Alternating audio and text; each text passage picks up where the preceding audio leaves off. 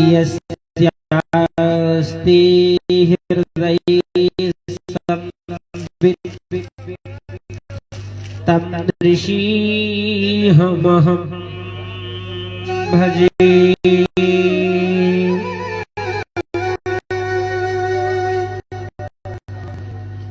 ध्येयं सदा परिभवग्नभीष्टदोहम् तीर्थास्पदं शिवविरञ्चिनुतं शरण्यम् त्याहं प्रणतपालभवाब्धिपोतम् वन्दे महापुरुषे चरणारविन्दम्।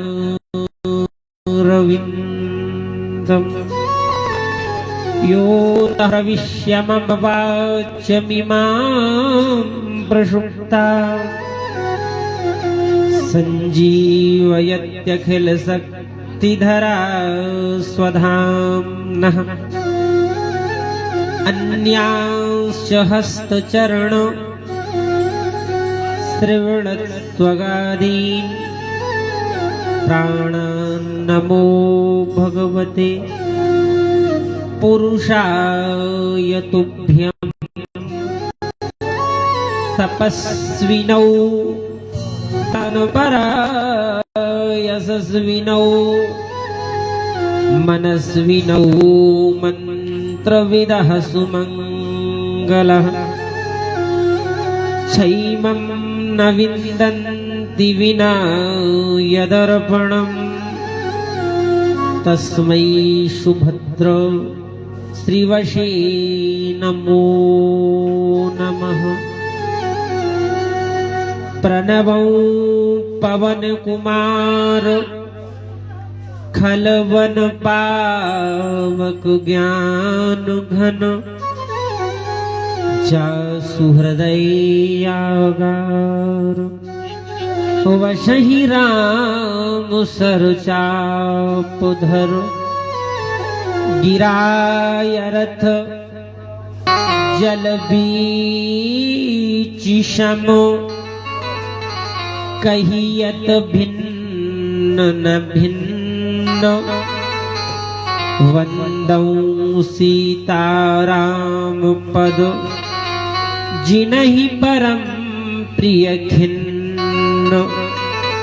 देव दनुज नर नाग खग प्रेत पितर गंधर्व। वंदौ किन्नर रजनीचर कृपा करौ अवसर। श्रीमद्भागवत महापुराण की जय हो। राजा रामचंद्र भगवान की जय हो। सद्गुरुदेव भगवान की जय हो। परम मंगलमय अकारण करुणा वरुणालय भक्त वांछा कल्पतरु आनंद कंद सच्चिदानंद घन परात्पर ब्रह्म भगवान श्री कृष्णचंद्र की वांगमयी प्रतिमूर्ति श्रीमद्भागवत की अमृतमयी कथा का रसामृत पान करने के लिए आप और हम श्री तीर्थराज प्रयाग जी की पावन धरा पर विराजमान है। इस कथा का आज समापन दिवस है। अनवरत रूप से हम 6 दिन से भगवान की कथा का श्रवण लाभ प्राप्त कर रहे थे। इस कथा के यजमान श्री रामेश्वर जी राजपूत जो मां नर्मदा की अंग से आकर मां गंगा के अंक में विराजमान होकर इस कथा का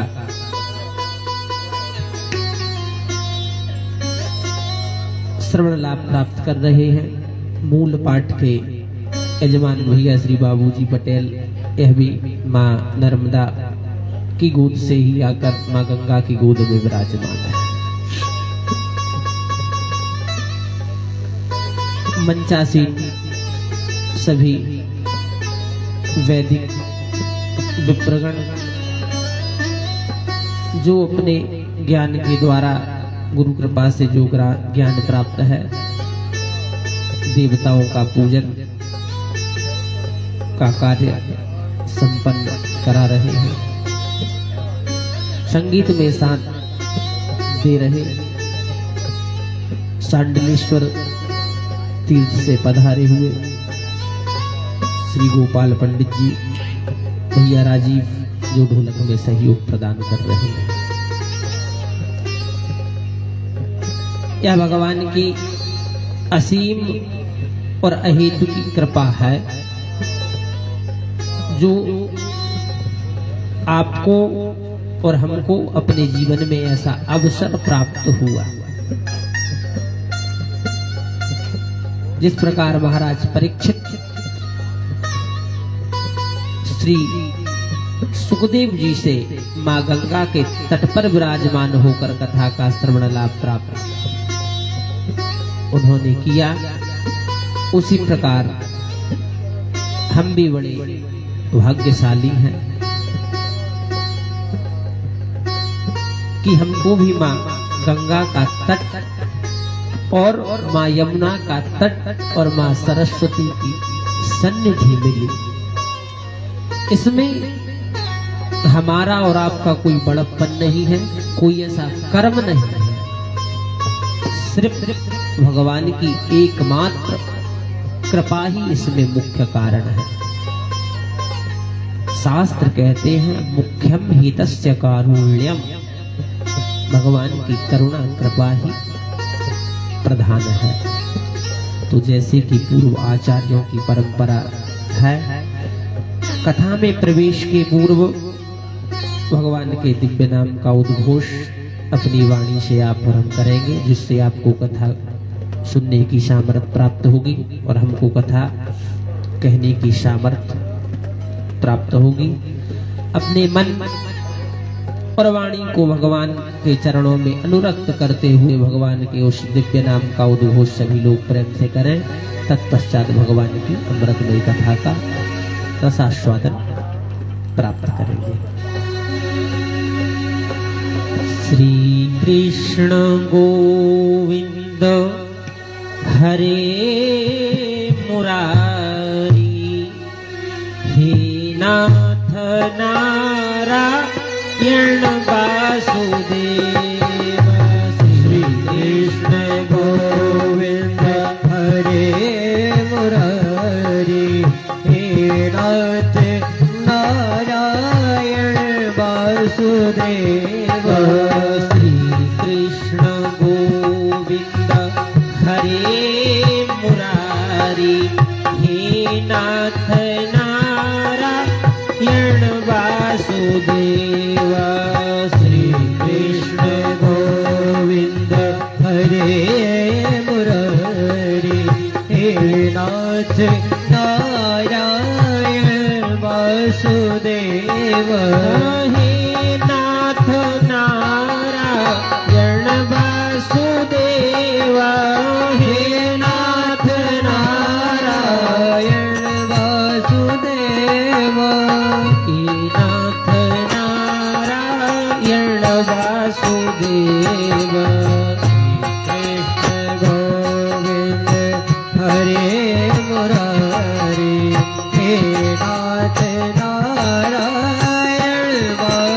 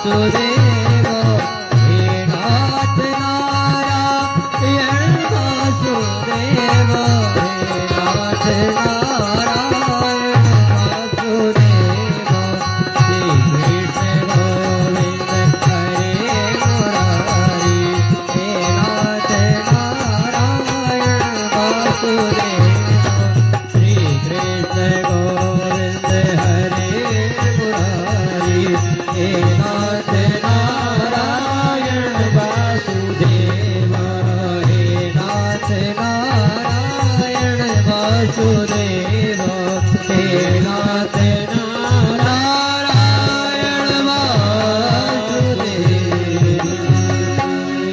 बोले गोपाल कृष्ण भगवान की जय हो, धर्म की जय हो, अधर्म का नाश हो, प्राणियों में सद्भावना हो, विश्व का कल्याण हो, सत्य सनातन धर्म की जय हो, तीर्थराज प्रयाग जी की जय हो, सभी स्थानाधिप देवताओं की जय हो, श्रीमद्भागवत महापुराण की जय हो।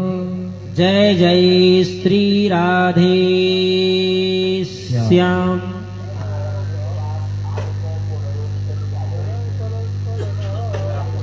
भगवान श्री नंदनंदन की हेतु की कृपा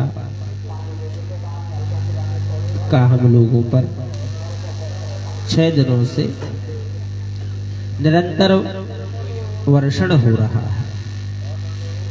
भगवान की कृपा आप पर और हम पर वर्ष रही है।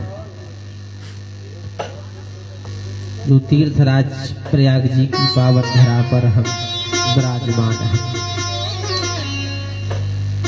क्योंकि यह पवित्र माघ का महीना है और इस माघ के महीने में प्रत्येक वर्ष तीर्थराज प्रयाग में जो है संत समाज कल्पवास करने के लिए उपस्थित होते हैं।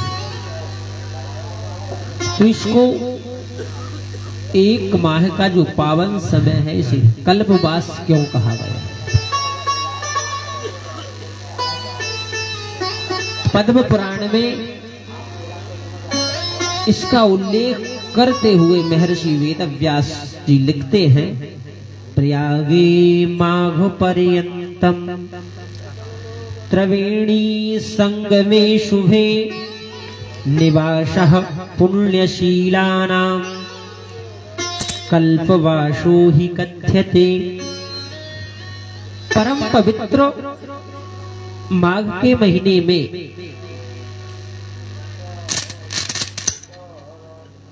एक महीना पूरा जब सूर्य मकर राशि में प्रवेश करते हैं तब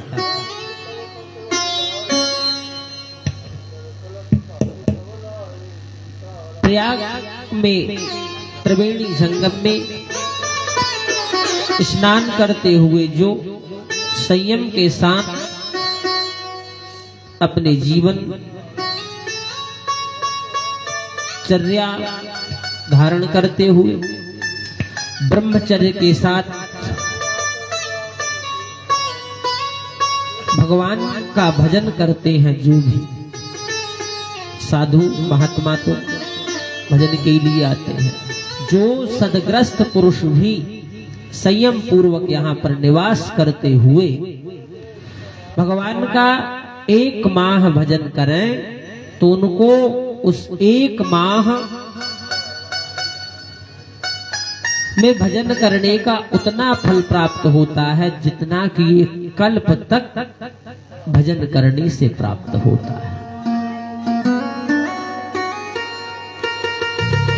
इसलिए इसे कल्पवास कहा गया। देखो, तीर्थ में रहने के कुछ नियम होते हैं।